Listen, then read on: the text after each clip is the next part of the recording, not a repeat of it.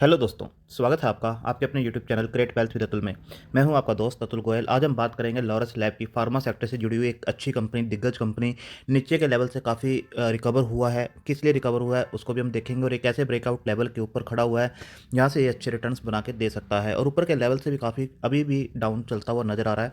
और आप देखेंगे पिछले 3 साल में 4 साल में काफ़ी मल्टी बैगर रिटर्न्स इसने पहले भी बना के दिए हैं।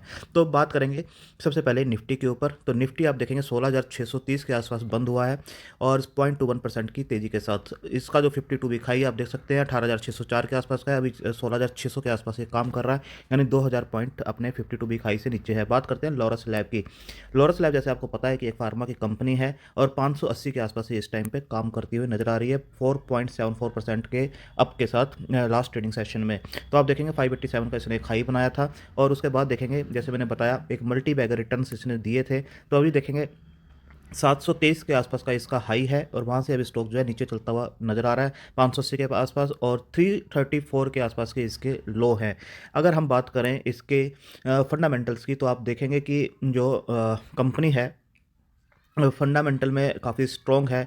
सबसे पहले बात करते हैं कि जो कंपनी का प्रोडक्ट था 2010 में, तो आप देखेंगे एक खास बात कि 2010 में इस कंपनी का सिर्फ एक प्रोडक्ट था। आप देख सकते हैं company has grown from one product company in 2010 to 60 plus commercial products in 2020। तो 2020 आते आते 60 प्लस कमर्शियल प्रोडक्ट्स इनके हो चुके हैं। तो काफ़ी अच्छी ग्रोथ इन्होंने की है। मार्केट कैप देखेंगे कोई छोटी कंपनी नहीं है, 31,000 करोड़ का मार्केट कैप है। आर और आर दोनों ही देखेंगे तो काफ़ी इंप्रेसिव है, 38.4 और 42.3 के आसपास का है। डेट जरूर इसके ऊपर नज़र आता है 1651 करोड़ का, बट मैनेजेबल है। 0.53 की डेट टू इक्विटी रेशो है। इसके बाद अगर देखें हम जो शेयर है वो दोनों ही लेवल्स के ऊपर जो है ऊपर बना हुआ है इस टाइम पर 530 50 डीएमए और 200 डीएमए जो है 524 का है, और शेयर इस टाइम 580 के आसपास काम कर रहा है। तो दोनों ही जो एवरेजेज हैं उनसे ऊपर काम करते हुए नजर आ रहा है। इसके बाद अगर देखें इसके जो क्वार्टरली रिजल्ट्स थे उसके अंदर देखेंगे एक प्रेशर जरूर नजर आया सेल्स के अंदर भी। आप देखेंगे पिछले 3-4 क्वार्टर से जो सेल थी वो डाउन होती हुई नजर आ रही है। इसके बाद देखेंगे ऑपरेटिंग प्रॉफिट मार्जिन जो किसी भी कंपनी के लिए मेन होता है वो भी देखेंगे यहाँ पर गिरता हुआ नजर आया 33 से 30, देन 28-23 इसके हिसाब से गिरता हुआ नजर आ रहा है। आप देखेंगे जो ऑपरेटिंग प्रॉफिट है वो भी नीचे गिरता हुआ नजर आया।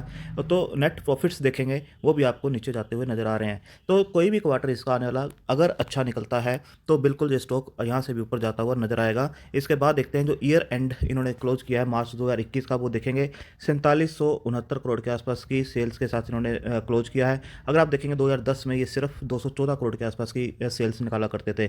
ओपीएम परसेंटेज देखेंगे तो 21% के आसपास का हुआ करता था, जो कि अभी लास्ट क्वार्टर जो क्लोज किया है वो 32% के आसपास क्लोज किया है। टीटीएम भी 29% के आसपास चल रहा है। इसके बाद देखेंगे ऑपरेटिंग प्रॉफिट जो है वो 44 करोड़ के आसपास हुआ करते थे मार्च 2010 में, और अभी के आप देखेंगे तो 1511 करोड़ के आसपास के ऑपरेटिंग प्रॉफिट्स हैं।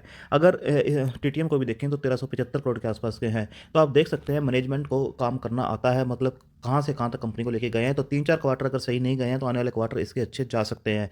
इसके बाद देखेंगे नेट प्रॉफिट्स भी अगर आप देखेंगे तो 2010 में सिर्फ 12 करोड़ के आसपास के जो थे नेट प्रॉफिट्स आया करते थे, और अगर अब देखेंगे तो 956 करोड़ के आसपास के नेट प्रॉफिट्स निकालते हुए नजर आ रहे हैं। और टीटीएम भी देखेंगे तो 822 करोड़ के आसपास का है। तो कंपनी काफ़ी ग्रोइंग है। इसके बाद देखेंगे सेल्स जो है कंपाउंडेड किस टाइप से हुई आप देख सकते हैं। 10 साल में जो सेल्स हुई है 33% के आसपास का कंपाउंड हुआ है, और 5 साल में 22 के आसपास का। अगर प्रॉफिट ग्रोथ देखेंगे तो 59% के आसपास का प्रॉफिट ग्रोथ है 10 ईयर्स में। 5 ईयर्स में देखेंगे तो 46% के आसपास का है, और 3 ईयर्स में भी 77% के आसपास का है। काफ़ी इंप्रेसिव है सेल्स भी और प्रॉफिट ग्रोथ भी। इसका स्टॉक का सीजीआर देखिए 41% के आसपास 5 ईयर्स में, 3 ईयर्स में 100% और 1 ईयर में 59% के आसपास का है। तो काफ़ी इंप्रेसिव डाटा है। रिजर्व्स देखेंगे 2605 करोड़ के आसपास के पहुंचते नजर आ रहे हैं, और आप देखेंगे ये बढ़ते हुए नजर आ रहे हैं। अगर डेट जरूर इसके ऊपर नजर आता है बट मैनेजेबल है, इतना ज़्यादा डेट नहीं है कि ये मैनेज नहीं कर सकें। इसके बाद देखेंगे जो प्रमोटर की होल्डिंग है वो 27.27 के आसपास नजर आती है। एफआई की होल्डिंग 22.08 के आसपास है। डीआई की होल्डिंग 6.9 है, और पब्लिक की होल्डिंग 43.76 है। अगर इसमें आप देखेंगे जो डीआईआई का स्टेक है यहाँ पर बढ़ता हुआ आपको नजर आ रहा है। आप देख सकते हैं 4.81 से 6.90 के आसपास बढ़ता हुआ नजर आ रहा है। ये काफ़ी पॉजिटिव चीज़ है। इसके बाद देखते हैं कि डिलीवरी परसेंटेज क्या रही है इसकी।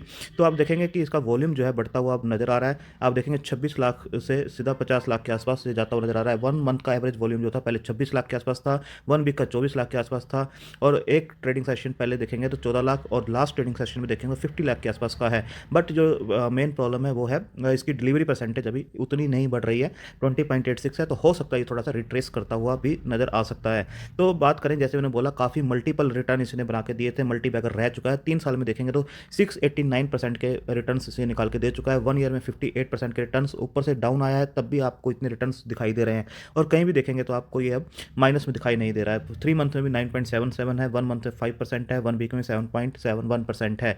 तो रिजल्ट्स जैसे ही इसके इंक्रीज होना दोबारा स्टार्ट होंगे तो ये स्टॉक आपको एक नए लेवल के ऊपर जाता हुआ भी नज़र आ सकता है। इसके बाद देखें टेक्निकल चार्ट्स के ऊपर, तो आप देखेंगे कि जो ऑसिलेटर्स है वो इंडिकेट कर रहे हैं बाई की तरफ कि बाई करके चलना चाहिए। कोई भी सेल की तरफ इंडिकेट नहीं कर रहा है। नो न्यूट्रल हैं, 2 बाय हैं और बाई की तरफ ही इंडिकेट किया जा रहा है कि इसे बाई किया जा सकता है। और मूविंग एवरेज की अगर बात करेंगे तो मूविंग एवरेज आपको दिखाएगी स्ट्रॉन्ग बाई की तरफ। 13 बाय हैं, 1 न्यूट्रल है और 1 सेल है। अगर दोनों की समरी को मिला के देखें तो आपको नजर आएगा कि इस पर बाय करके चलने की रिकमेंडेशन है। 1 सेल है, 10 न्यूट्रल है और 15 जो है बाई की तरफ इंडिकेट कर रहे हैं कि इसको बाय किया जा सकता है। इसके बाद अगर देखें शेयर क्यों बढ़ता हुआ नजर आ रहा है, रिसेंट क्या न्यूज है इसके ऊपर जो आप देखेंगे, ये जो न्यूज़ है वो आप देखेंगे कि इन 2 ट्रेडिंग सेशन जो है जो परचेज ऑर्डर इनको मिला है, आप देखेंगे ग्लोबल फार्मा कंपनी से परचेज ऑर्डर मिलते हुए इनको नज़र आ रहे हैं। तो आगे जो है इनके रेवेन्यूज या सेल्स और बढ़ती हुई नज़र आ सकती है, जो कि डिप हुई है, और प्रॉफिट मार्जिन भी इंक्रीज होते हुए नज़र आ सकते हैं। तो बात करते हैं चार्ट के ऊपर कि चार्ट के ऊपर शेयर्स किस टाइप से नज़र आ रहा है। ये मैंने वनडे का चार्ट लगा रखा है जीरोधा पर। अगर देखेंगे लॉरस लैब का तो आप देखेंगे कि यहाँ पर इसने 52 वीक अपना हाई लगाया था, 700 से ऊपर जाता हुआ शेयर नज़र आया। तो जैसे जैसे इसके रिजल्ट्स आए, यहाँ पे प्रेशर बनता हुआ नज़र आया, तो यहाँ पर देखेंगे एक डिप इसने लगाया, लगभग 400 के 450 के आसपास स्टॉक जाता हुआ नज़र आया। तो आप देखेंगे एक अच्छा बेस इसने यहाँ पर बनाया था और उससे बाउंस बैक करता हुआ यहाँ पर नज़र आ रहा है। और सबसे बड़ी बात है कि अब ये जो पहले जो इसका सपोर्ट बनता हुआ नज़र आ रहा था, यहाँ पर आप देख सकते हैं एक सपोर्ट था यहाँ पर, और अब ये एक रजिस्टेंस की तरह आगे काम कर सकता है। अगर ये इसके ऊपर निकलता है, यानी कि 587 के लेवल से ऊपर निकलता है, तो बिल्कुल ये अपने जो लाइफ टाइम हाई है उसकी तरफ भी निकलता हुआ नज़र आ सकता है। तो अभी जो है ये थोड़ा सा वॉल्यूम जो है, तो वॉल्यूम तो बढ़ रहे हैं बट जो डिलीवरी परसेंटेज है वो उतनी नहीं बढ़ रही है। तो हो सकता है ये थोड़ा सा आपको रिट्रेस करे और रिट्रेस करने के बाद 550 के आसपास भी आता हुआ नजर आए। तो 550 के आसपास अगर आता है तो बिल्कुल इसे अकोमुलेट करना चाहिए, क्योंकि आने वाले टाइम में ये हो सकता है कि 587 को क्रॉस करके ऊपर निकले, और इस लेवल को ऊपर निकलता है तो ये अच्छा मूवमेंट दे सकता है। अगर आप पास्ट की भी बात करें तो आप देखेंगे जो इसके मल्टीपल जो रिटर्न्स इसने दिए हैं, आप देखेंगे यहाँ पर भी जो स्टॉक है लगभग 124-25 के आसपास चला करता था, वहाँ से देखिए 90 से भी नीचे ये फिसलता हुआ नजर आया। यहाँ पर देखेंगे तो लगभग 64 के आसपास ये स्टॉक आ गया था, लगभग हाफ हो गया था। यहाँ पर देखिए 2017 में 126 रुपये के शेयर था और वहाँ से ये हाफ हुआ। हाफ होने के बाद देखिए किस हिसाब से इसने अपवर्ड मूवमेंट दिखाया है। तो इस टाइप की रैली ये पहले भी दिखा चुका है और आने वाले टाइम में यहाँ से फिर ये बढ़ता हुआ नजर आएगा। एक अच्छा कंसोलिडेट हो चुका है, बेस बन चुका है, जैसे ये ब्रेकआउट करेगा तो एक अच्छा मूवमेंट दिखा सकता है। एक अच्छी कंपनी है, दिग्गज कंपनी है, एपीआई में काम करती है, कहीं पे भी कोई प्रॉब्लम इसके अंदर नज़र नहीं आती है। सेल्स के ऑर्डर जो मिल रहे हैं तो सेल्स बढ़ती हुई नजर आएगी, जो मार्जिन्स हैं वो इंप्रूव होते हुए नजर आएंगे। तो आप अपने फाइनेंशियल एडवाइजर से डिस्कस करके अपनी होल्डिंग कैपेसिटी और रिस्क टेकिंग कैपेसिटी के हिसाब से छोटी छोटी क्वांटिटी में इस शेयर को अकोमुलेट कर सकते हैं। एक अच्छी कंपनी है और लॉन्ग टर्म में अच्छा पैसा बना के दे सकती है। थैंक यू, धन्यवाद।